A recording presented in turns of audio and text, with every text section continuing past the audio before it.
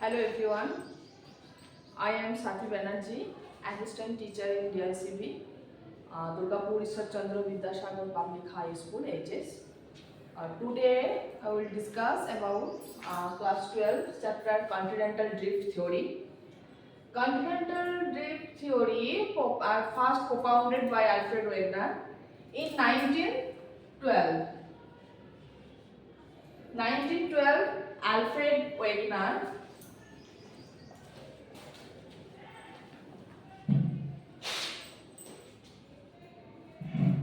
Continental drift theory first propounded করেছিলেন।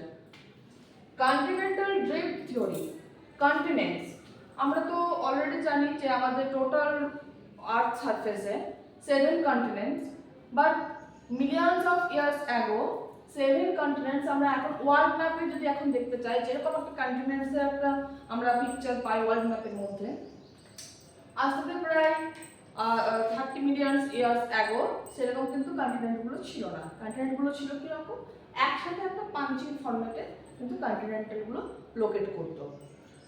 এই যে ড্রিফট কথাটার মানে হচ্ছে movement. Drift means movement. Continental drift theory মানে মুভমেন্ট অফ দ্য কন্টিনেন্ট। কন্টিনেন্টগুলো যে মুভমেন্ট করছে এটা ফার্স্ট প্রপাউন্ডেড করেছিলেন, মানে ফার্স্ট এই থিওরিটা দিয়েছিলেন অ্যালফ্রেড ওয়েগনার। তিনি বলেছিলেন এভরি ইয়ার 20 মিলিমিটার করে কন্টিনেন্টগুলো তাদের নিজেদের প্লেস থেকে কিন্তু সেগুলো মুভমেন্ট করছে।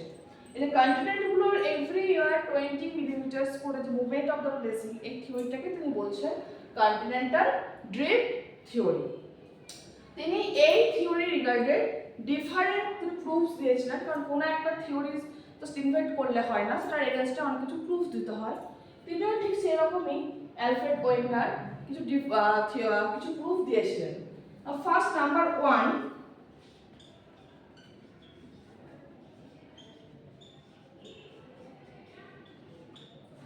জিগসহ ফিট থিওরি।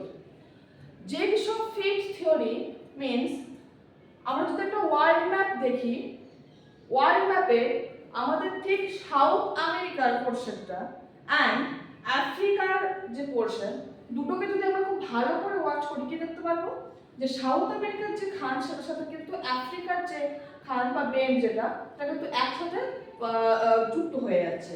যেটা কারণে তিনি বলেছিলেন যে নিশ্চয়ই ওয়ান্স অফ দ্য টাইম দুটো কন্টিনেন্ট কিন্তু একসাথে জয়েন্ট অবস্থায় ছিল, যেটাকে তিনি প্যানজিয়া বলছিলেন। তাহলে নিশ্চয়ই কন্টিনেন্টগুলো তাদের প্লেস থেকে মুভমেন্ট করেছে বলে কিন্তু সেটা এখন ডিফারেন্ট ভাবে আমরা সেটাকে দেখতে পাচ্ছি, যেটাকে তিনি বলছেন জিগসহ fit.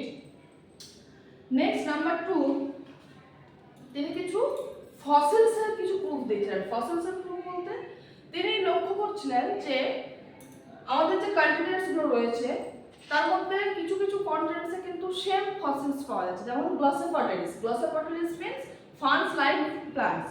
Ferns like plants is also known as the glossopoteris. তো গ্লসোপটেরিস ফসিলসটা কিন্তু কন্টিনেন্টের মধ্যে কিছু কিছু কন্টিনেন্টের মধ্যে সেমভাবে পাওয়া যাচ্ছে, যেটার ক্ষেত্রে তিনি কি প্রুফ করতে চাইছেন, তাহলে নিশ্চয়ই ওয়ান্স আপন আ টাইম কিন্তু এই কন্টিনেন্টগুলো একসাথে ছিল, যেটাকে তিনি প্যানজিয়া বলছিলেন। তাহলে এটাও কিন্তু তার একটা প্রুফ। তাহলে এরকম ভাবে তিনি কিন্তু ডিফারেন্ট প্রুফ দিয়ে তার এই থিওরিটাকে তিনি কিন্তু তুলে ধরেছিলেন। এছাড়া কন্টিনেন্টাল ড্রিফট থিওরির আরো দুটো মেইন যেটা থিম হচ্ছে, number 1 Pangaea and number 2 Panthalassa. What is Pangea and Panthalassa? Pangea means all continents. All continents means 30 million years ago আমাদের 7 কন্টিনেন্টস আমরা এখন যেটা আমাদের ওয়ার্ল্ড ম্যাপের মধ্যে পাচ্ছি সেটা একসাথে লোকেট করে একটা অল কন্টিনেন্টস একটা অল ল্যান্ড সারফেসের ফরমেশন করেছিল, যেটাকে তিনি বলেছিলেন Pangaea. And Panthalassa, what is a Panthalassa? Panthalassa means all ocean.